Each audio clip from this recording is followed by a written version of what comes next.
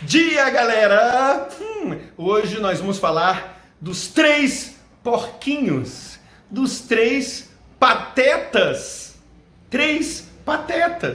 dos três poderes, como diz lá o Engenheiros do Havaí, direitos e deveres, deveres e direitos, os três porquinhos, os três poderes, ascensão e queda são dois lados da mesma moeda, grande Engenheiros do Havaí, fecha aspas. Então, hoje vamos falar dos três poderes. O que é isso no final das contas? Todo mundo fica falando, porque o Congresso Nacional não deixa que o presidente governe.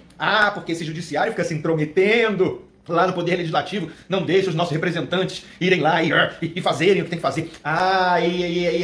Nada funciona, porque fica essa briga, um querendo ir comer o outro e pegar o outro e o poder. Não.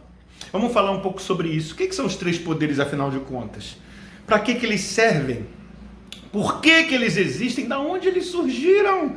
Por incrível que pareça, não tão incrível assim, e isso vai ter uma origem lá no pensamento, não só no pensamento filosófico. Não vamos ficar aqui achando que a filosofia até é que cria as coisas que vêm depois. Mas havia, na época da Revolução Francesa, pós-Revolução Francesa, na verdade, um filósofo chamado Montesquieu. A questão dos poderes ela já vem sendo pensada antes por John Locke, lá na época aí da Revolução Gloriosa, na Inglaterra. Estude Revolução Gloriosa, é importantíssimo conhecer a Revolução Gloriosa.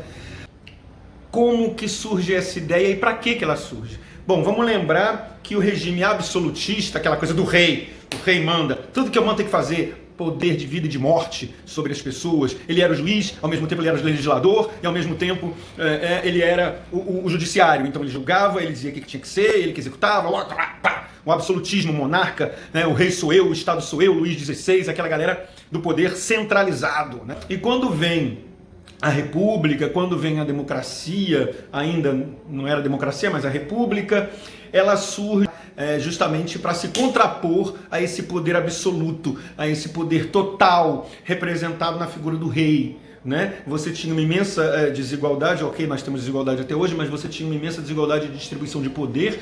Você tinha o rei com poder total, uma nobreza que vivia ali em volta, meio que, né, das benesses ali, das migalhinhas, e ao mesmo tempo, né, orientando como devia ser a divisão de terras e de bens, etc e tal, ali mamando na tetinha, para usar um linguajar de hoje, e, né, junto com o clero, alto clero, sempre teve alto clero, baixo clero, tem até hoje lá os párocozinhos de paróquia e os cardeais lá do Vaticano.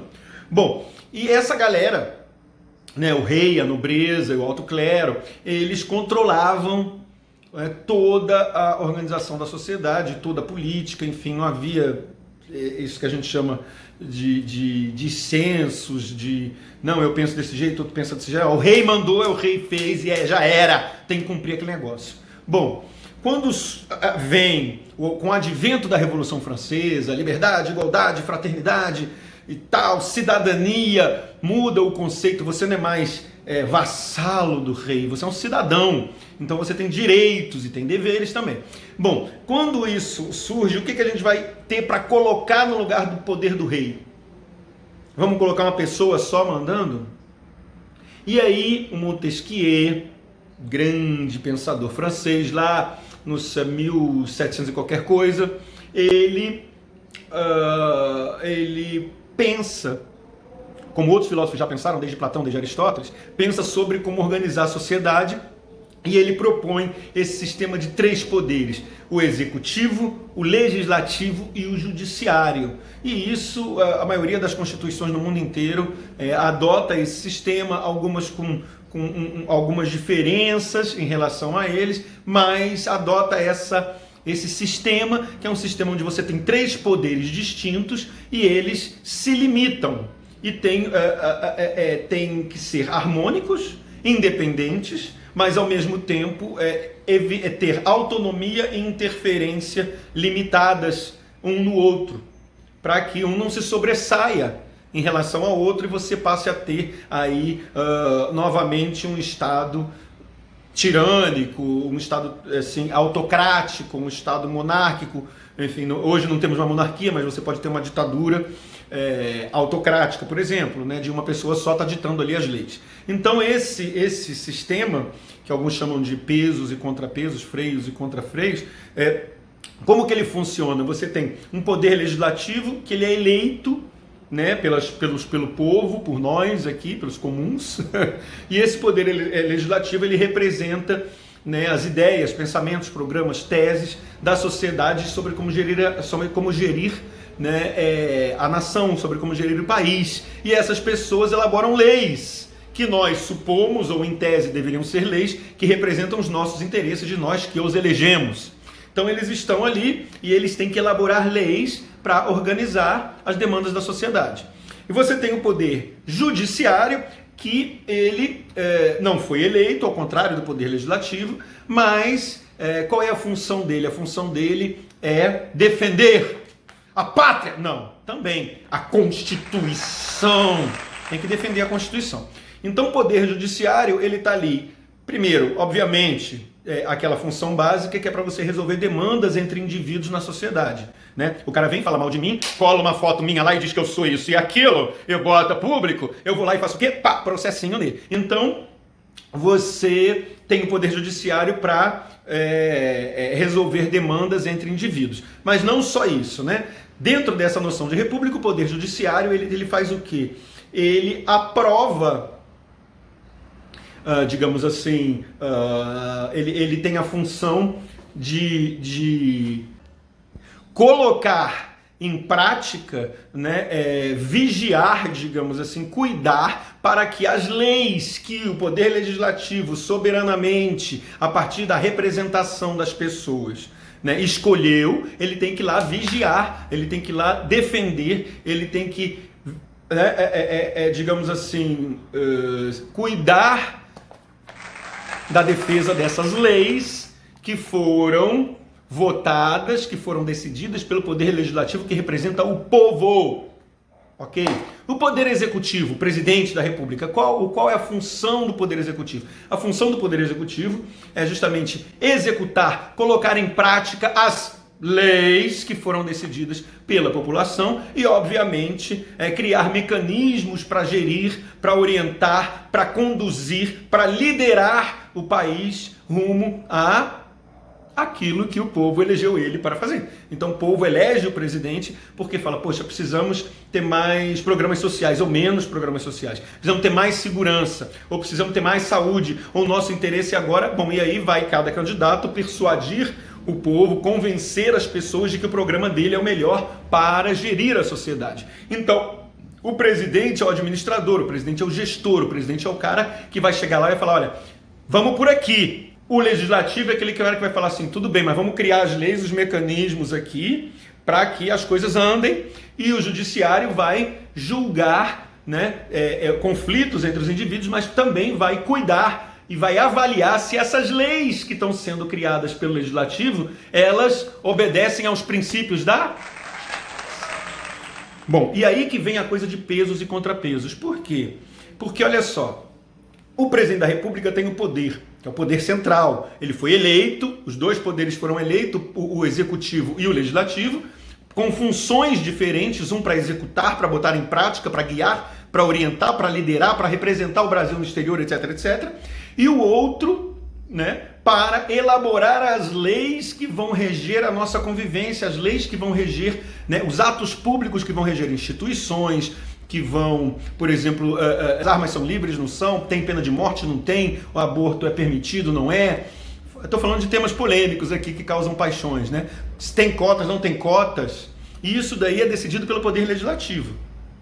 Né? Então, são funções diferentes e todas muito importantes. Por que a gente está dizendo isso? Porque existe esse sistema, agora vamos falar de pesos e contrapesos. Por quê? Porque o Legislativo ele cria leis, mas o Judiciário pode muito bem avaliar que essas leis que foram criadas pelo Legislativo são inconstitucionais, porque ele tem que defender a Constituição. Então ele pode limitar o poder legislativo. Mas o poder legislativo também tem o poder de avaliar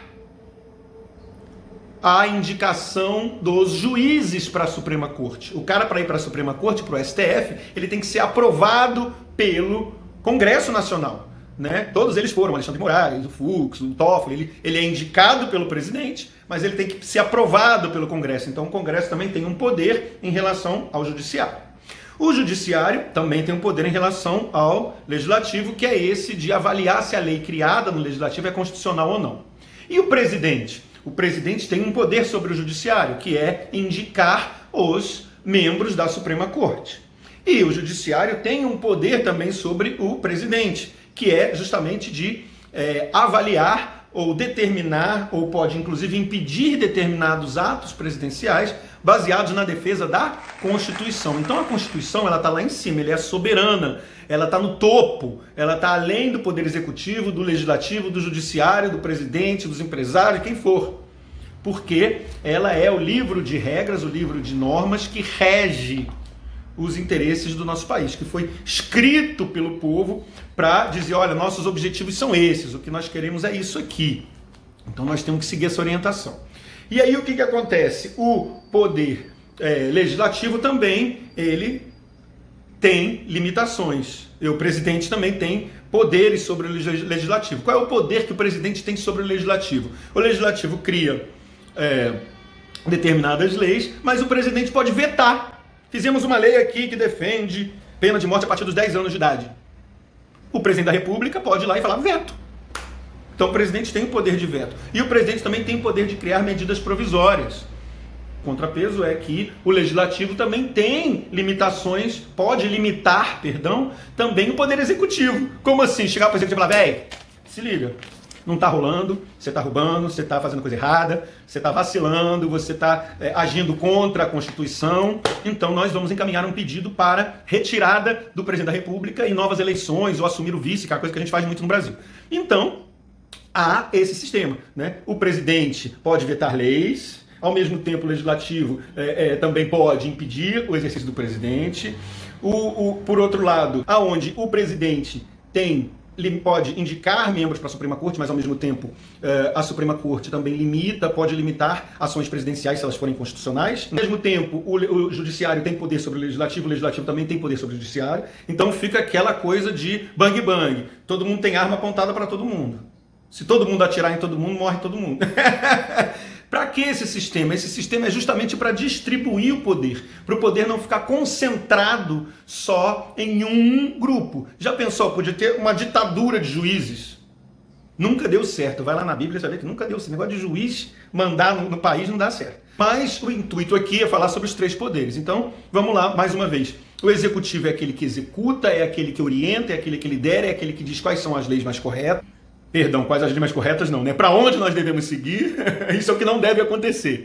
O legislativo é quem cria as leis, né? Quem decide quais são as leis que nós devemos cumprir, porque eles nos representam, então são os anseios da população. E o judiciário é aquele que vai julgar se as leis do executivo, se as leis que o legislativo deliberou, que devem ser seguidas por todas, elas são válidas perante a Constituição ou não. Né? Então existe esse equilíbrio entre os três poderes e por isso que eles são tão importantes. Não dá para você ter um país democrático, uma república, onde você tem apenas um desses poderes governando e orientando como que deve ser a sociedade. Então por isso que eles são importantes e é por isso que eles têm que ser harmônicos, né? Eles têm que ser equilibrados. Né? E cada um cumpre a sua função. Então tem que respeitar os três poderes. Né? Um indicativo de autoritarismo é justamente quando um dos poderes começa a achar que ele é superior aos demais. Então é preciso ter como norte o quê? Constituição. A Constituição sempre estando acima dessas questões menores, das questões do ego, das questões de qual poder deve se sobressair. O que determina é a Constituição. Então tem que seguir a Constituição e ela é de origem, tem essa inspiração iluminista, como todas elas, tem essa inspiração na Revolução Francesa, na Revolução Burguesa de 1789 e, portanto, está pautada por essa percepção da divisão tripartite, três partes, três porquinhos do poder, o executivo, o legislativo e o judiciário. Ok? Até porque muitas cabeças pensam melhor que uma só. Isso é um preceito do senso comum que vale para tudo, inclusive para a política. não falei. Dá like, se inscreve, faz essa coisa toda, dá uma força pra ir pra gente, né? Eu podia estar roubando, eu podia estar matando, mas eu tô aqui pedindo like pra você. Por favor, dê uma força pra nós. Beijos e bom dia.